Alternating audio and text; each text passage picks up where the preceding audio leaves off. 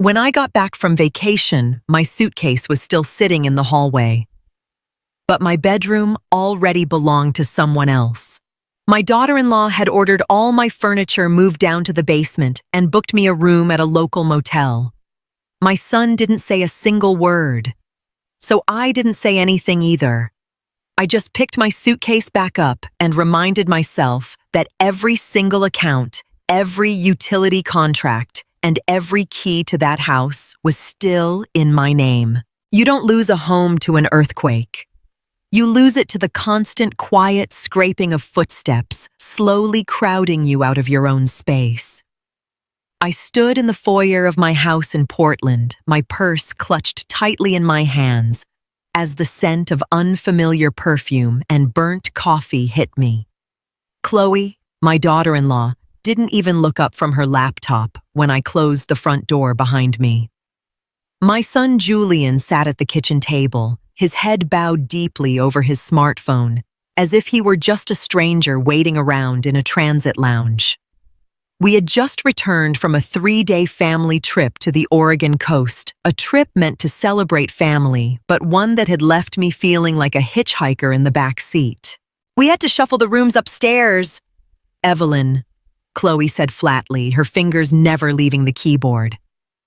"The kids need their own space for middle school now, and your old bedroom is just the most logical spot for Leo's new desk."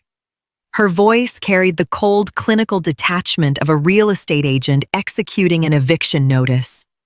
Julian didn't move. He just swallowed hard, his eyes glued to the oak table that my late husband had sanded down with his own hands. I didn't feel an urge to scream or throw a fit.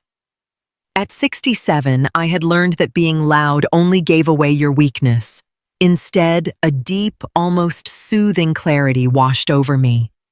Over the last few months, they had forgotten whose foundation they were actually standing on.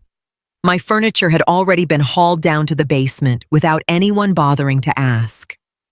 A throw blanket I'd never buy was draped over my favorite armchair. "And where exactly am I supposed to sleep?" I asked, calmly keeping my voice as steady as the concrete under this house.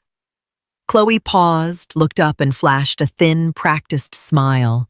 "We booked you a really nice room for the week at the inn down by the transit station. It's all paid for, Evelyn. There's just no room for you in the house right now, at least not until we get everything reorganized." She thought she had isolated me. She thought I would cry. I turned around in silence, picked up my suitcase, and walked out the door before Julian could even find the courage to look me in the eye. But they had no idea what I was going to do on my way to that motel. The motel room smelled of cheap pine cleaner and cold linoleum. A small window looked out over the gray asphalt of the parking lot and the commuter trains passing by. Chloe had chosen this place because it was cheap and far enough away to keep me out of her sight line. I set my suitcase down, sat on the stiff mattress, and opened my purse. Inside was the small black notebook I had kept since my husband passed away. It didn't hold diary entries. It held numbers, dates, and facts. Julian and Chloe had been living in my house for 2 years.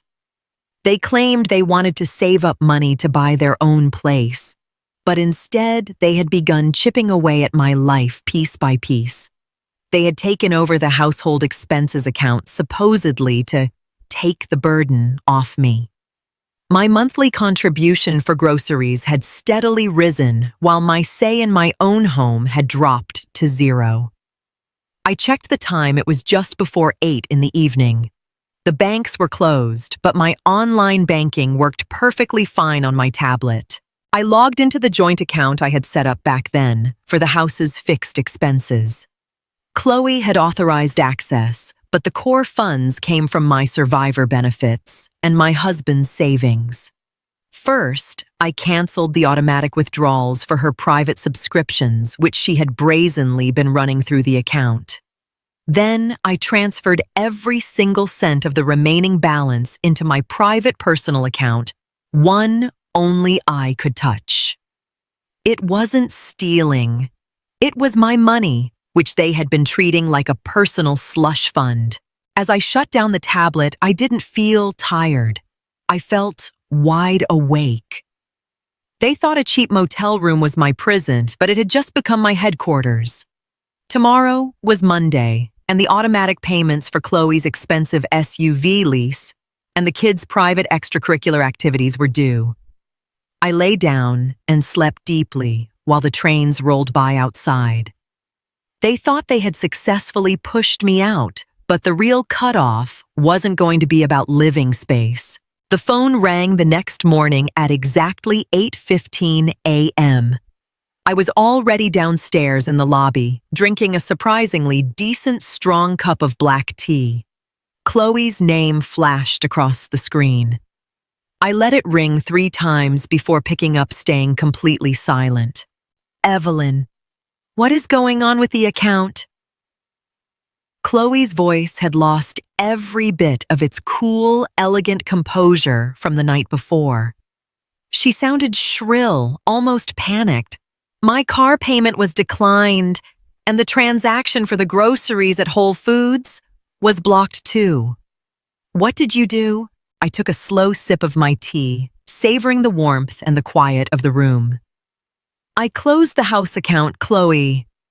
I said, my voice as matter-of-fact as a bank statement.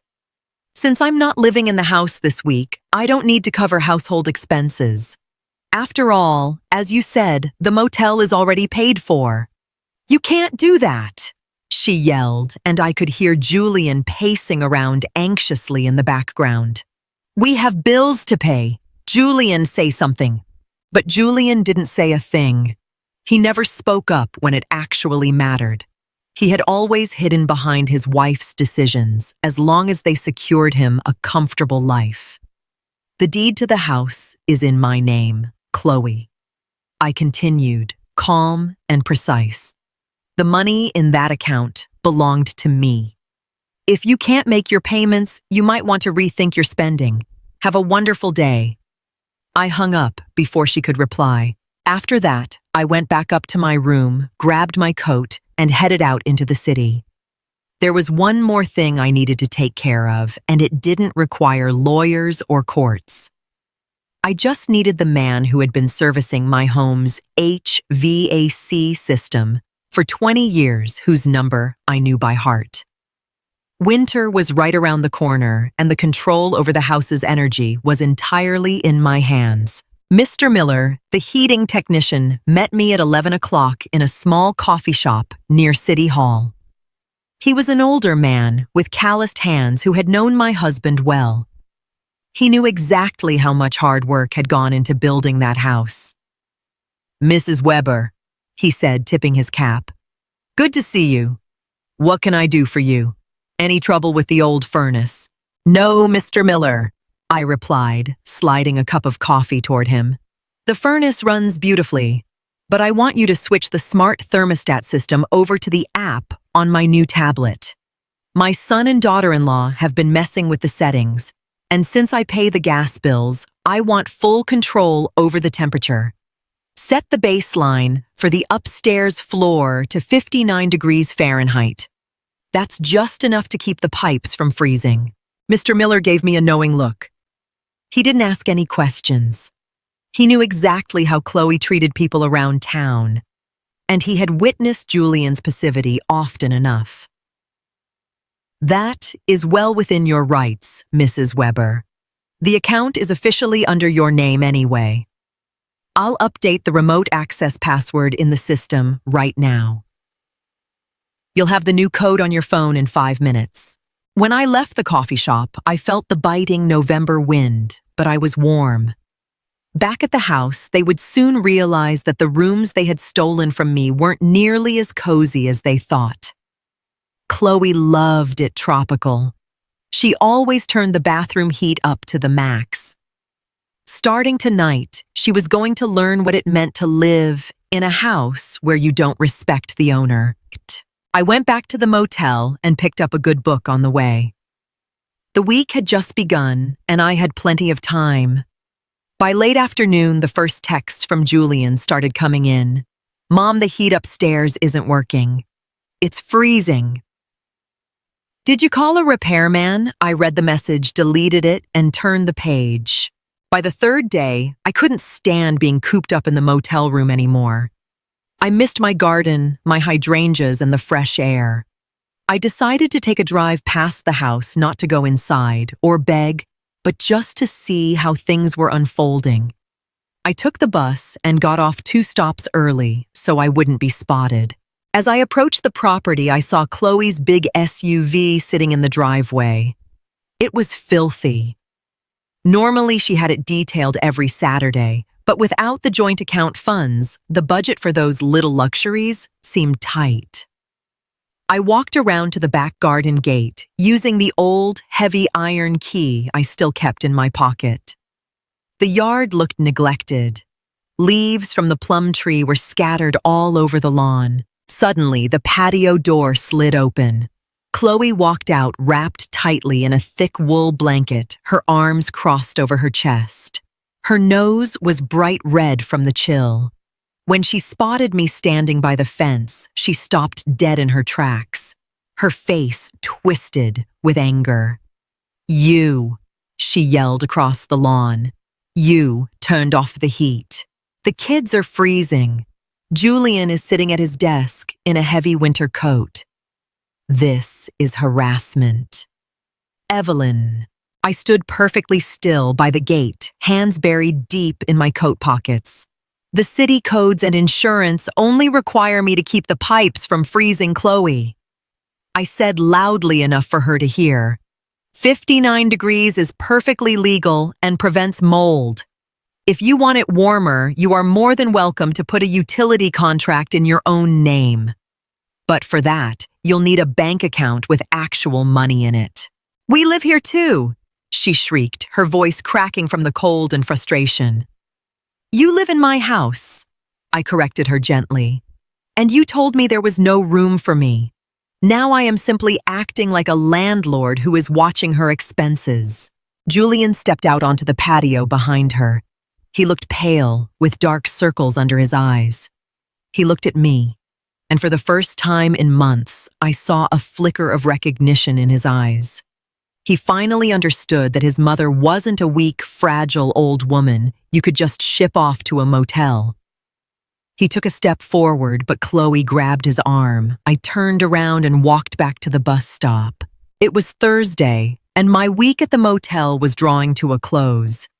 I spent the morning going through the old folders I had wisely packed into my suitcase before leaving. They contained the contracts for the internet, the trash pickup, and the electricity. Everything was under my name and tied to my personal account. I called the utility company. I didn't cancel the service because that would have caused too many bureaucratic headaches. Instead, I changed the plan. I switched from the comfortable flat rate option to a strict pay-as-you-go tier that required me to manually authorize usage increases each month. Meaning, if the electricity consumption exceeded the limit, I calculated for a single person the system would automatically throttle. No more running the washing machine non-stop. No more hour-long hot showers for Chloe while I sat in a motel. In the afternoon, I got a call from my older brother Arthur, who lived a couple of towns over. "Evelyn," he said in his deep, calm voice, "Julian called me. He was complaining that you cut off their money and are freezing them out of the house. He sounded pretty desperate." "And what did you tell him, Arthur?" I asked, looking out the motel window at the train tracks. Arthur chuckled softly. "I told him he's a 38-year-old man and his mother doesn't owe him free rent and utilities for the rest of his life. I told him if my daughter-in-law packed me off to a motel, I'd burn the house down, not just turn down the thermostat. You're doing the right thing, sis. Don't let them back you into a corner." Those words gave me a surge of strength. This wasn't a family feud. It was a long overdue reality check. They had assumed old age made me defenseless and compliant. They forgot that my husband and I had paid off this house brick by brick, sacrificing vacations and luxuries to do it.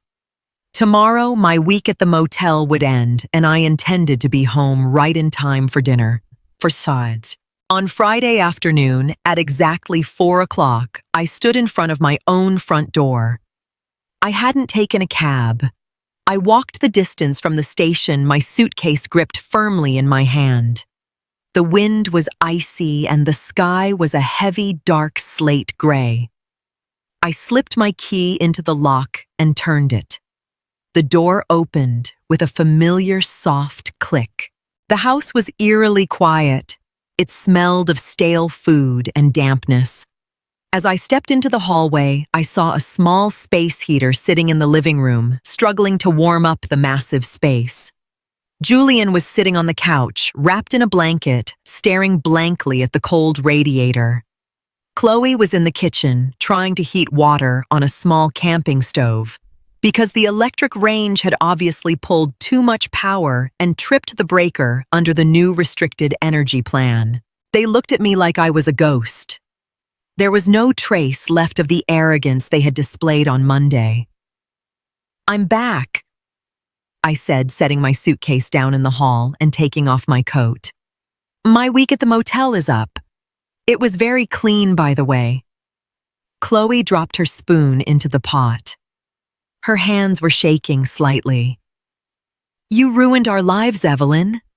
In a matter of 4 days. The kids are staying at a friend's house because it's unlivable in here. Are you proud of yourself?" I took a step toward her and looked her dead in the eye.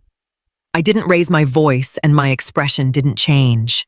"You told me there was no room for me in my own home, Chloe. You hauled my furniture down to the basement and discarded me like an old piece of junk. All I did was show you how much room you actually have in this house when I withdraw my support. And as you can see, without me, it's pretty damn cold and dark in here." Julian stood up from the couch. He looked at me not with anger, but with a deep, almost childlike defeat. "What do you want from us, Mom?" I sat down at the kitchen table. I didn't ask them to join me. It was my table. Julian and Chloe remained standing like 2 employees called into the manager's office.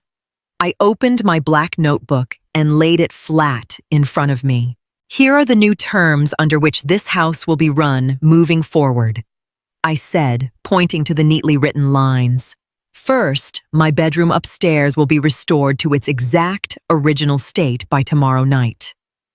Leo's desk can go into the room you currently use for storage. Second, we are drawing up a formal lease agreement. Starting the 1st of next month, you will pay fair market rent for the rooms you occupy. That money will be wired in advance to my private account." Chloe tried to cut in, but I simply raised my hand slightly and she fell silent. It was amazing how quickly you could teach people to listen when you held the keys to their daily comfort. "Third," I continued, "the utility accounts for electricity, gas, and internet will be transferred into Julian's name. You will cover the costs of your own consumption. If you don't pay the bills, you'll sit in the dark, not me. My section of the house will be put on a separate submeter, which I'm having an electrician install next week. And fourth, decisions regarding this house are made by me alone. If a single piece of my furniture is moved again without my explicit permission, your lease is terminated within 30 days. "We can't afford that," Chloe blurted out. "We were trying to save." "Then you'll need to find a smaller apartment," I replied coldly. "Nobody is forcing you to live here. You thought the house belonged to you just because I'm getting older. But as long as I am drawing breath, every single square foot of this property belongs to me. You have 24 hours to decide whether you accept these terms or pack your bags." I stood up, took my suitcase, and walked upstairs to my room. They hadn't disassembled the bed frame yet. They had just taken the mattress and bedding. I hauled my mattress back up from the basement and went to sleep. The next morning, the air in the house was still crisp, but the atmosphere had shifted entirely. When I walked into the kitchen, Julian was brewing coffee. The camping stove was gone. They had learned to manage the appliances so they wouldn't trip the restricted power limit. He looked up at me and silently set a mug down. "Chloe is packing her things," he said quietly, avoiding my gaze. "She says she can't live like this. She's moving back in with her parents until we find a place of our own." I took the mug and sat down. "And what are you doing, Julian?" I asked calmly. He was quiet for a long moment, staring out the window at the gray garden, the same yard he used to play in as a little boy when his father was still alive. "I can't afford an apartment on my own right now, Mom. My salary isn't enough to support Chloe's lifestyle and cover high rent in the city." I told her I'm staying. "I'll sign the lease and pay you the rent. I'll help you move the rest of your bedroom furniture back up this afternoon." I didn't feel a sense of triumph. It was more the relief of a mother watching her son finally wake up after years of sleepwalking. He had let his wife dictate how he should treat his own mother, and now he was bearing the consequences of that weakness. "Good," I said. "The lease is on the hallway table. Sign it when you've made up your mind. And Julian, tell your wife to make sure she packs thoroughly. I don't want to smell any traces of her perfume in the hallway anymore." That afternoon, Julian helped me carry my old wardrobe back upstairs in total silence. Each piece of furniture that returned to its rightful place felt like a piece of territory reclaimed from an occupying force. Chloe left the house at 4 o'clock. She didn't even glance my way as she loaded her bags into the dirty SUV.